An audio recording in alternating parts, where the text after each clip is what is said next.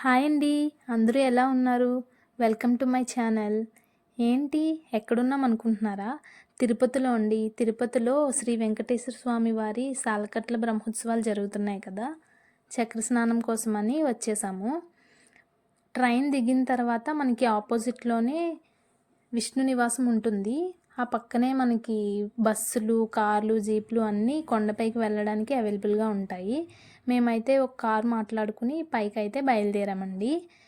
పైకి వెళ్తున్నప్పుడు మనకి చాలా మంచి మంచి వ్యూస్ అయితే కనిపిస్తాయి. అది అందరికీ తెలిసిందే. కాలినడక నడిచిన వాళ్ళైతే ఇంకా మంచి గుళ్ళు అవి చూస్తూ వెళ్ళొచ్చు. మనకి 1.5 అవర్ జర్నీ అయినా కొండపైకి వెళ్ళేసరికి అప్పుడే వచ్చేసామా అన్నట్టుగా ఉంటుంది అన్నీ చూస్తూ వెళ్ళినప్పుడు. వీడియోని పూర్తిగా చూడండి, స్కిప్ చేయకుండా. ఇప్పటివరకు ఎవరైనా సబ్స్క్రైబ్ చేసుకోకపోతే సబ్స్క్రైబ్ చేసుకుని లైక్ చేయండి, కామెంట్ చేయండి అండ్ షేర్ కూడా చేయండి. ఓకే. అండ్ ఇప్పుడు మనం పైకి అయితే బయలుదేరిపోయాము. పైకి వెళ్తున్నప్పుడు 7 కొండలు ఎక్కుతున్నప్పుడు పైనుంచి సిటీ చాలా బాగా కనిపిస్తుందండి తిరుపతి. ఫైనల్గా కొండపైకి అయితే వచ్చేసాము. డెకరేషన్స్ అవి చాలా బాగా చేశారు. ఎందుకంటే బ్రహ్మోత్సవాలు కాబట్టి నార్మల్ టైంలో కూడా ఎప్పుడూ తిరుపతి చూడడానికి చాలా అందంగా కనిపిస్తూ ఉంటుంది. పైకైతే వచ్చామండి. లాకర్స్ కానీ రూమ్స్ కానీ మాకు ఏం లేవు. చాలా క్రౌడ్ అయితే ఉంది. కాబట్టి మేము చాలాసేపు లైన్లో వెయిట్ చేసి ఒక 3 లాకర్స్ అయితే తీసుకుని లగేజ్ దానిలో పెట్టేసి ఫ్రెష్ అయ్యి రెడీ అయ్యి బయటకు వచ్చేసాము. బయటకు వచ్చిన తర్వాత మనం ఫస్ట్ చేయాల్సింది వరాహస్వామి దర్శనానికి వెళ్ళాలండి. అందరూ తెలియక ఫస్ట్ వెంకటేశ్వర స్వామి దర్శనానికి వెళ్తారు. కానీ ఎప్పుడు మనం వరాహస్వామిని దర్శించుకున్న తర్వాతే వెంకటేశ్వర స్వామి దర్శనానికి వెళ్ళాలంట. ఎవరైనా తెలియని వాళ్ళు ఉంటే ఈసారి తిరుపతికి వెళ్ళేటప్పుడు ఫస్ట్ వరాహస్వామి దర్శనానికే వెళ్ళండి. ఓకే, మేమైతే వరాహస్వామి దర్శనానికి లైన్లోకి అయితే వెళ్ళిపోయామండి. క్రౌడ్ ఉంది మరి, అయినా సరే మాకు ఒక 1/2 అవర్ అలా మాత్రమే పట్టింది. దర్శనం అయిపోయిన తర్వాత అరౌండ్ 12:30 అలా అయిపోయిందండి. మాకు ఆకలి వేస్తుందని బయట ఎక్కడ తినడం ఎందుకు, కంపల్సరీ తిరుపతి వచ్చాం కాబట్టి అన్నప్రసాద కేంద్రంకే వెళ్దామని వెంగమాంబ అన్నప్రసాద కేంద్రంకి అయితే వెళ్ళిపోయాము. ఎంత క్రౌడ్ ఉన్నా భోజనానికి మాత్రం లోటు ఉండదండి.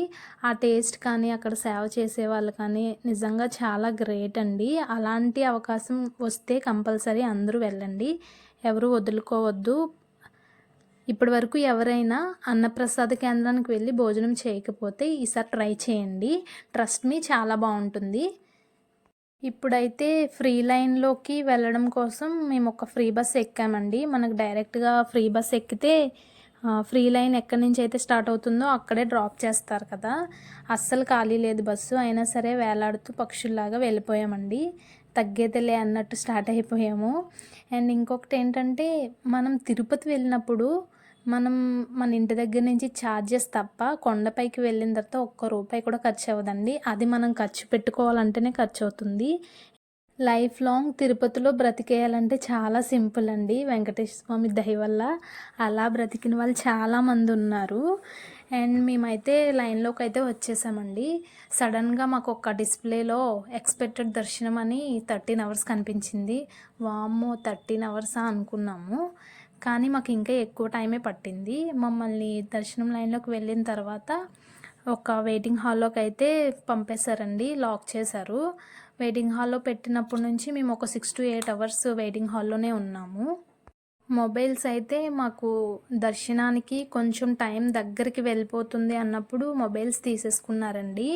మొబైల్స్ తీసేసుకున్న తర్వాత ఏం జరిగింది, మా దర్శనం ఏ టైంకి అయింది, అవన్నీ నేను మీకు నెక్స్ట్ వీడియోలో చెప్తాను.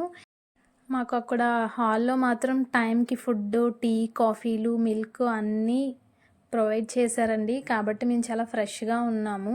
ఎన్ని అవర్స్ అయినా మాకు దర్శనం అయ్యేసరికి మేము చాలా యాక్టివ్గా కూడా ఉన్నాము.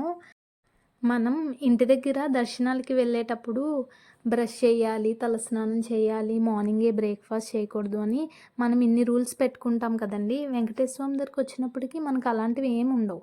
తినేసే వెళ్తాము, ఫ్రెష్ అవ్వడం ఉండదు. ఇంకా ఆల్రెడీ ఒకసారి ఫ్రెష్ అయ్యి వెళ్తాము. ఆఫ్టర్ 12 తర్వాతనే మనకు దర్శనం అవుతుంది. అంటే ఒకటే దాటేస్తాం మనము. మన మనసు చాలా ప్యూర్గా దేవుడి మీద భక్తితో ఉంటే సరిపోతుందండి. ఓకేనా? Thanks for watching.